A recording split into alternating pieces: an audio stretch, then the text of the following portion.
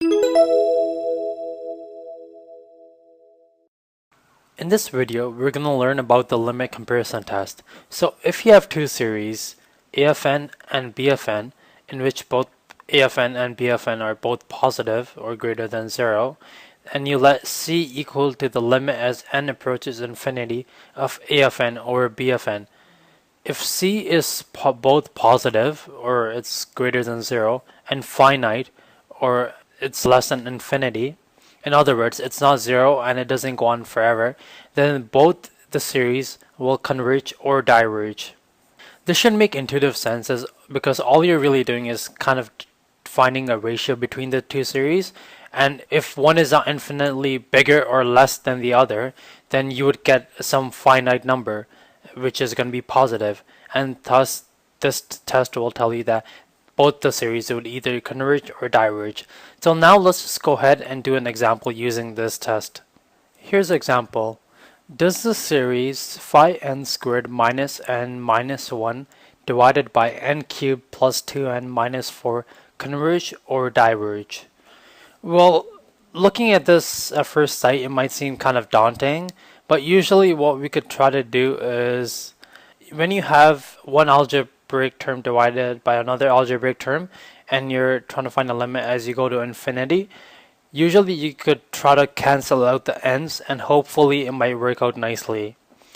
So let's just go ahead and do that, and let's try to use the limit comparison test to do that. In this case, we're going to use the limit 1 over n, or sorry, we're going to use a series 1 over n from n is equal to 1 to infinity. You'll see as we go ahead with this problem why I chose this, and hopefully with a few practice problems you should get the hang of what type of series you should use to help you compare limits. So here's the series we're going to compare this one with. So let's just go ahead and do that. We have C is equal to the limit as n approaches infinity of AFN, or this first series right here, which is 5n squared minus n minus 1 divided by n cubed plus 2n minus 4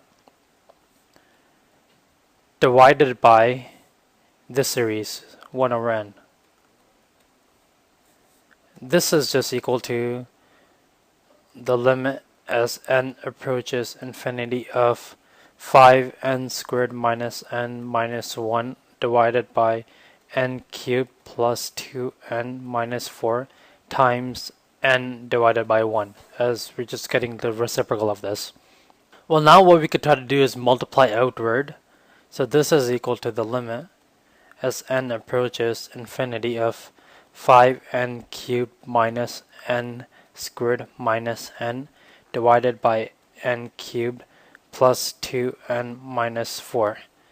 Now notice that in both the numerator and the denominator that the highest power is n cubed. So let's just go ahead and try to factor this out and see what we get. The limit as n approaches infinity of n cubed divided by n cubed. We're just factoring n cubed out of both the numerator and the denominator. So we have 5 minus 1 over n minus 1 over n squared divided by 1 plus 2 over n squared minus 4 over n cubed. Now both of these can just cancel out, and since we're finding the limit as n approaches infinity, these terms would just go to 0, and so will these terms. So all we're going to be left with is 5 over 1, or just 5. Now notice that 5 is both finite and it's positive, and thus that means both this series BFN and this series AFN, both of them must converge or both of them must diverge.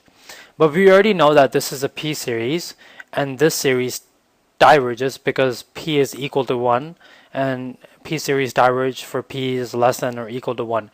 So then since this series diverges, so will this series.